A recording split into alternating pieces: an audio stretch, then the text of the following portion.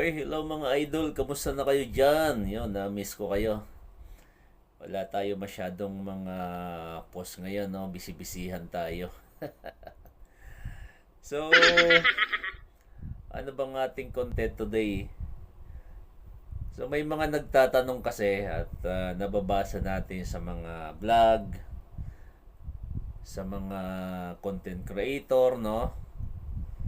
So, saan daw ba ang magandang kitaan mga idol? Sa Facebook ba, Reels, or sa YouTube?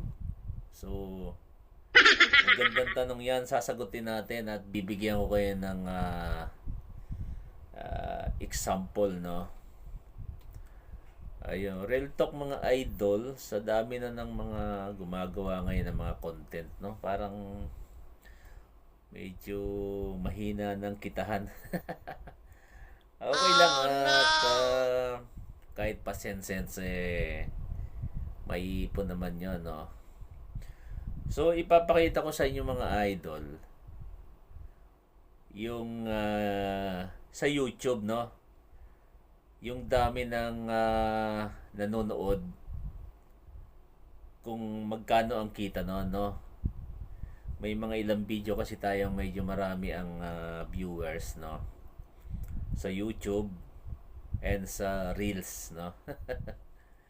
Actually sa Reels medyo madugo no? Dahil kahit na 1,000 or humigit pa yung ano mo, viewers mo ay 0.01 dollar lang yung earnings, no?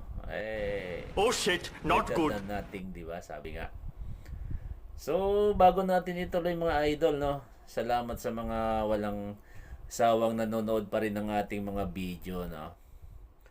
And tips ko nga pala ng idol, nagawa kayo sa YouTube. Kailangan paabutin nyo ng 10 minutes or more than 10 minutes.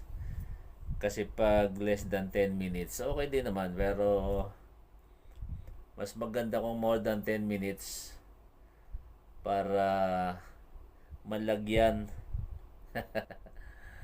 ni Lolo ng ilang commercial, no? Mapapansin nyo pag nanonood kayo ng YouTube video. So may mga nagpa-pop up na ano, no? Na commercial. Doon tayo kumikita. So wag natin patagalin, ha, mga idol. Papakita ko sa inyo yung video ko sa YouTube, no? Barya-barya lang naman to mga idol, no? So wag nating patagalin. Let's go. Sana all. So mga idol, ito yung isa sa video ko sa YouTube na naipublish natin. Ito. Power Adjustment Part 2. So, ang ano niya, haba ng video ko is 13.7 minutes, no? So, more than 10 minutes, no? Gaya na sinabi ko, mas magandang more than 10 minutes.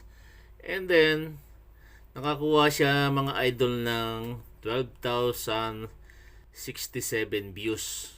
Ayan, oh. Sana all. So, matagal-tagal na rin natin na i-publish.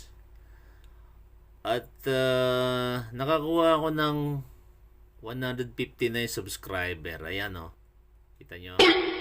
Tapos yung watch hour niya is umabot ng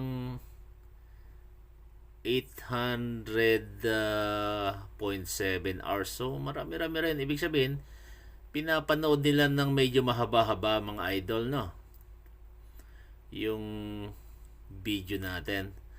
At charan, ito yung earnings natin. Oh my idol, God! $12.33. Ayan. So habang may nanonood niyan, papasok sa revenue natin yan mga idol. So yan yung sa YouTube, no?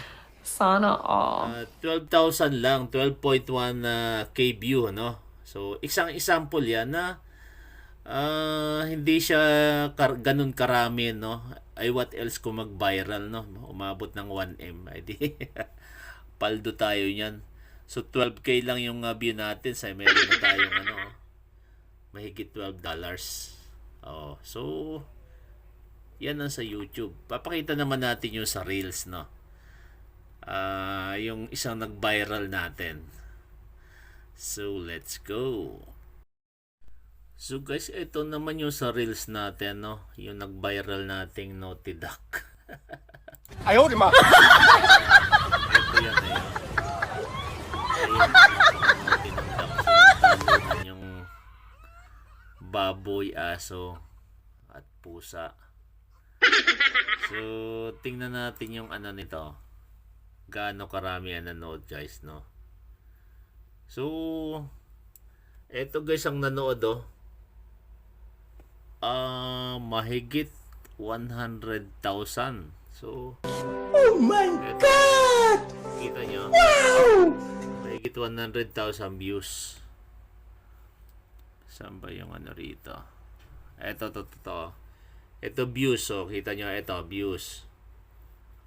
100,800. At ito ang kinita niya. Ito lang guys, oh. $1.15. Mahigit lang. Oh shit, not good. $1.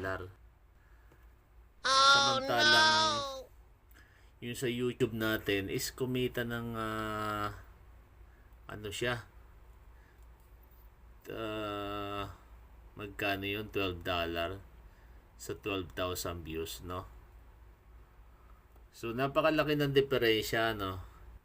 Nani? Video to. So ang duration nito ay 10 seconds lang pala to. 10 seconds, oh. So ayun, nasagot na natin yung ako sa akin mas malaki ang kita sa YouTube, guys. Pero sa mga dyan, mga content creator, sige lang po. Tuloy lang natin. Tuloy lang ang ating ginagawa. As long as happy naman tayo. Okay. So, ayun guys. So, may idea na kayo, no? Kung saan ang mas malaking kumita sa YouTube o sa Reels or sa Facebook. Saka tips nga pala guys, no? Mas pinapanood yung mga tutorial type na video. So kung baguhan ka pa lang, mag-isip ka ng content na something na mayroong matututunan sila. Kasi kung baguhan ka pa lang tapos about sa sarili mo i-content mo, like guys, andito kami sa ganito, Spain, blah blah blah. Skip lang nila kasi hindi pa tayo sikat eh. So avoid muna natin yung mga ganon. Kailangan quality content at meron silang matututunan. At make sure na yung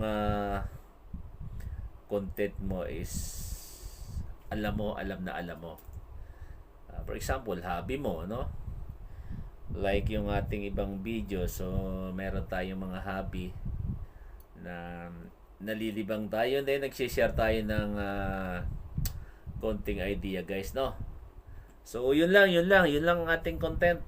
At kung nagustuhan nyo, paki-like and share na rin, no? And kung meron kayo mga tanong, paki-comment na lang. Okay, thank you for watching, guys. Have a nice day.